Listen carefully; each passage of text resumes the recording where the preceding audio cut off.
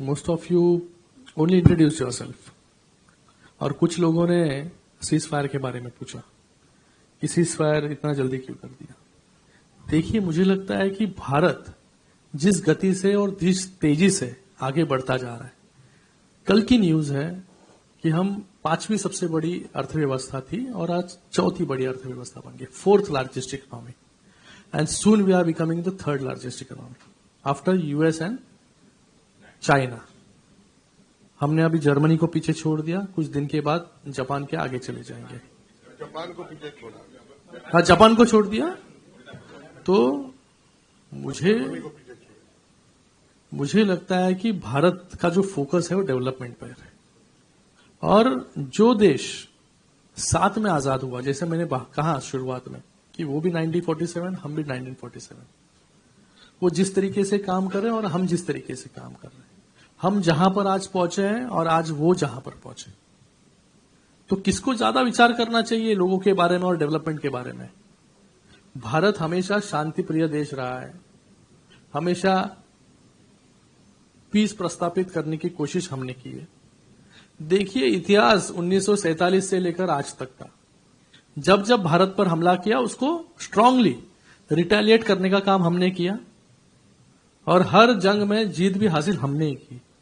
इसके बावजूद भारत आज टेररिज्म से भी लड़ रहा है और लेकिन अपनी इकोनॉमी भी संभाल कर आगे बढ़ते जा रहा है।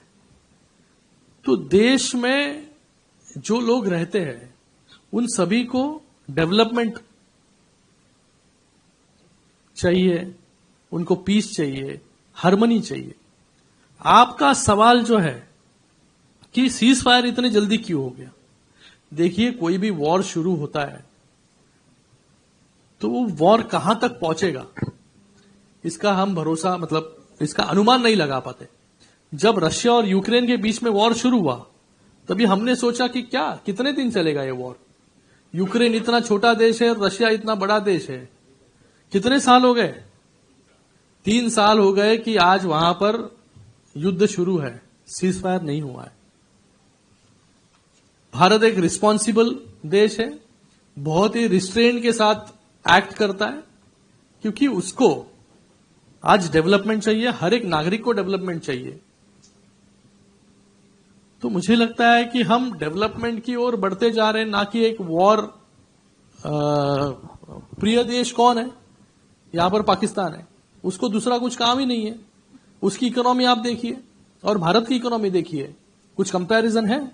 आज पाकिस्तान की इकोनॉमी बांग्लादेश से पीछे है। आज बांग्लादेश भी पाकिस्तान को पीछे छोड़कर आगे चला गया। बांग्लादेश का लिबरेशन बाद में हुआ 1965 में, 71 में।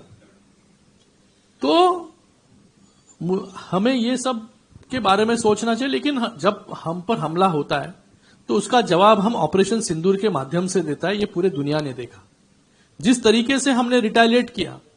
हमने कोई भी सिविलियंस पर या सिविलियंस एकोमोडेशन पर हमला नहीं किया, हमने सिर्फ टेररिस्ट ऑर्गेनाइजेशंस को उद्ध्वस्त करने का काम किया, न्यूट्रलाइज करने का काम किया। हमारा जवाब और हमारा जो उत्तर, ये पूरे दुनिया को पता चल गया कि जब हम पर हमला होता है तो हम किस तरीके से रिटेलिएट करते हैं। यही आज हम सभी पूरे देश दुनिया के सामने जाकर बता रहे हैं। अगर आज हम भी उनके जैसे इररिस्पॉन्सिबल अगर बिहेव करते तो आज हम डीआरसी में आके ये नहीं कह पाते कि हम शांति प्रिय देश है, कि आज हम गांधी जी, महावीर या गौतम बुद्ध के जमीन से आते। मुझे लगता है कि हर एक व्यक्ति को, जो कोई भी देश में रहता हो, उसको उस देश में शांति प्रस्थापित हो, उस देश का प्रोग्रेस हो, उनके बच्चों का प्रोग्रेस हो। इसलिए जो सीज फायर हुआ वो पाकिस्तान ने जिस तरीके से हमने उनके अलग अलग ठिकानों को उद्ध्वस्त किया, उनके अलग अलग मिलिट्री जहां से वो हमला कर रहे थे, अलग अलग उनके बेसिस हो, मिलिट्री बेसिस, उनको न्यूट्रलाइज करने का काम हमने किया। तो ये उनको भी पता चला कि ये वॉर जो है, ये वॉर वो ज्यादा सस्टेन नहीं कर सकते। लोगों की भावना, जन भावना दोनों तरफ थी कि इतना जल्दी क्यों खत्म किया। मैंने हमेशा कहने का मतलब आपको, एक शांति प्रिय देश होने के कारण और शांति देश में प्रस्थापित होनी चाहिए। इतने सालों तक जो कुछ होता आया है इस देश में, उसके बावजूद देश आगे बढ़ रहा है और ऐसे ही हमें आगे बढ़ना है, ना कि हमें किसी जो जिसका काम ही है डिस्टेबलाइज करना, जिसका काम है रीजनल इंस्टेबिलिटी पैदा करना, हार्मनी बिगाड़ना, उसका कुछ नहीं जाएगा, जाएगा तो भारत का। लेकिन आज हम न्यू नॉर्मल के साथ भी आगे आए हैं कि इतने सालों तक हम उनसे बातचीत कर रहे थे, लेकिन आज हमारा न्यू नॉर्मल है, मोदी जी का न्यू नॉर्मल है कि trade and terror can not go together, water and blood can not flow together. यह हमारा न्यू नॉर्मल है। इसलिए जब तक टेररिज्म खत्म नहीं होगा पाकिस्तान में, या टेररिज्म को खत्म करने का इनिशिएटिव पाकिस्तान नहीं लेगा, तब तक पाकिस्तान से बातचीत भी नहीं होगी।